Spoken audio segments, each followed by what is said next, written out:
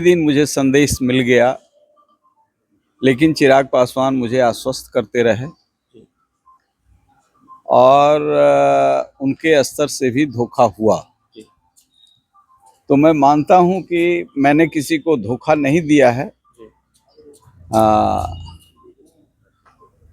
धोखा खाना उतना कोई बड़ा अपराध नहीं है, धोखा देना अपराध है। तो जो लोग धोखा दिए हैं वो समझें। चिराग पासवान से ऐसी उम्मीद नहीं थी।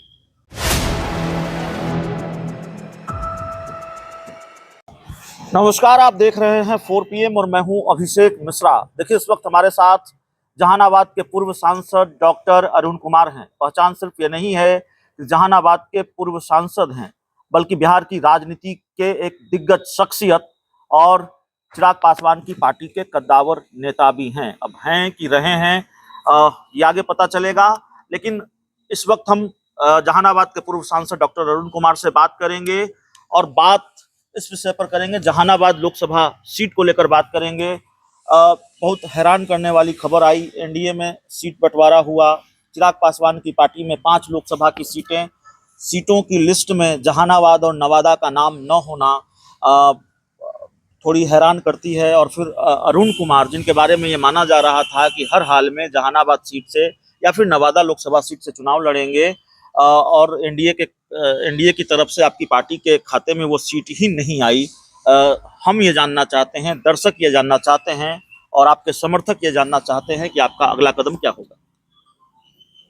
देखिए, मेरे साथ धोखा हुआ है और इसमें जिस दिन नीतीश कुमार जी एनडीए में गए उसी दिन मुझे संदेश मिल गया, लेकिन चिराग पासवान मुझे आश्वस्त करते रहे और उनके स्तर से भी धोखा हुआ। तो मैं मानता हूं कि मैंने किसी को धोखा नहीं दिया है। धोखा खाना उतना कोई बड़ा अपराध नहीं है, धोखा देना अपराध है। तो जो लोग धोखा दिए हैं वो समझें। चिराग पासवान से ऐसी उम्मीद नहीं थी, सुलाए रहे और भविष्य की राजनीति का सपना दिखलाते रहे। जब ये सब हो गया तो भविष्य की राजनीति का एक पिक्चर दिया। तो हम भी 40 साल से राजनीति में हैं, सांसद रह चुके हैं, एमएलसी रह चुके हैं, इंडिपेंडेंट भी मैं चुनाव जीता हूं। अपने जिद के लिए घर से लेकर बाहर तक मैं बदनाम भी रहा हूं। मैंने वसूलों से समझौता नहीं किया है। मैंने माना कि नीतीश कुमार इस राज्य के सबसे बीमार, इस देश के सबसे बीमार मुख्यमंत्री हैं, जिनको मिलाया गया। लोगों ने कहा कि आप बराबर बोलते हैं, मुंह पर पट्टी लगा लिया कि संसद में जाना आवश्यक है, तो मुंह पर मैंने पट्टी लगा ली। लेकिन मुझे पच नहीं रहा था उन दिनों भी और धोखा हुआ। आगे की राजनीति मेरे समर्थकों का क्या होगा, ये 2-3 दिन में हम लोग तय करेंगे। जब मुझे दिल्ली में ही मालूम हुआ तो मैंने समय लेकर के चिराग जी से मिलने का काम किया था और उनको मैंने कह दिया कि मैं अपने को आपसे अलग कर चुका हूँ, क्योंकि मुझे वैसा नेता नहीं चाहिए जो सिर्फ अपनी चिंता करें, हमारी जमात की चिंता ना करे, हमारी चिंता ना। बड़ी बात आप कर रहे हैं, आपने लोक जनशक्ति पार्टी रामविलास छोड़ दी है। बिल्कुल छोड़ दी है। अब सवाल यह है कि आपने चिराग पासवान को और उनकी पार्टी को उस वक्त संभाला जब उनके साथ बहुत लोग खड़े नहीं थे, उनकी पार्टी मझधार में थी, चिराग पासवान के सामने एक नहीं कई राजनीतिक मुश्किलें थी और उस वक्त आपने उनकी पार्टी और उनको संभाला और हम सब लोगों ने ये देखा भी है। आपको उम्मीद थी कि आपके साथ ये होने जा रहा है या हो सकता है?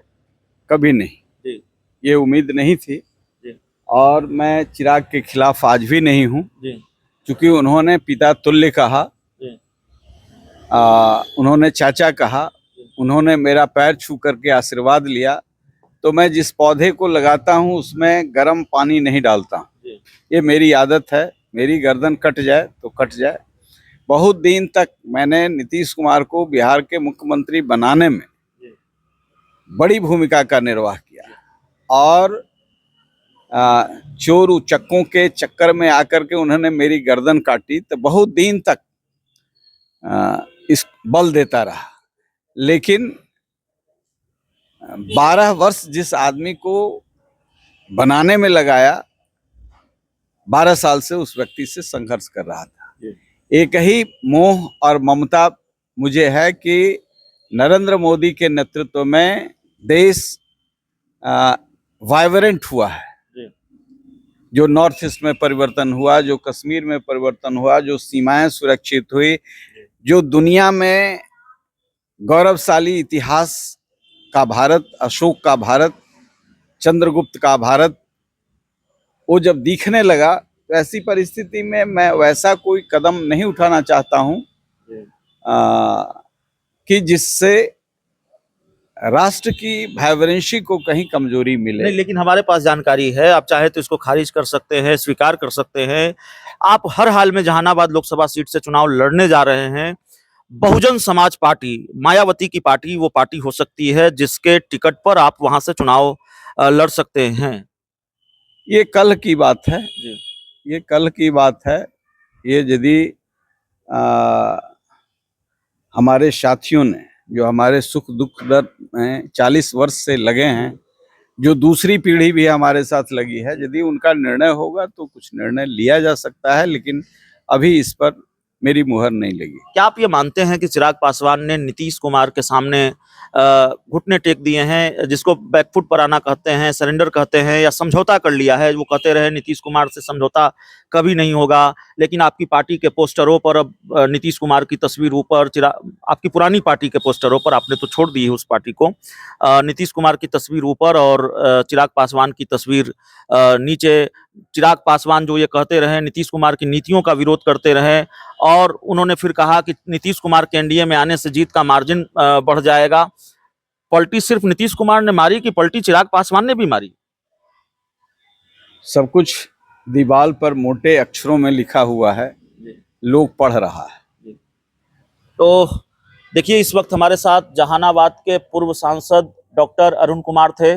बड़ी बात कही है, चिराग पासवान का साथ छोड़ दिया है, उनकी पार्टी लोक जनशक्ति पार्टी रामविलास इन्होंने छोड़ दी है। और दूसरी बड़ी बात, चिराग पासवान ने भी धोखा किया है और धोखा हुआ है। और हमारे पास जो जानकारी है, हालांकि डॉक्टर अरुण कुमार ये बता रहे हैं कि अपने समर्थकों से सलाह मशवरा कर वो आगे का फैसला करेंगे, लेकिन हमारे पास जानकारी है जहानाबाद की लड़ाई अब त्रिकोणीय हो गई है। डॉक्टर अरुण कुमार चुनाव लड़ने जा रहे हैं और मैं डॉक्टर अरुण कुमार के सामने जो हमारे पास जानकारी है उसके आधार पर ये बात कह रहा हूं। तो चलिए, इस पूरी रिपोर्ट में इतना ही। बहुत बहुत धन्यवाद।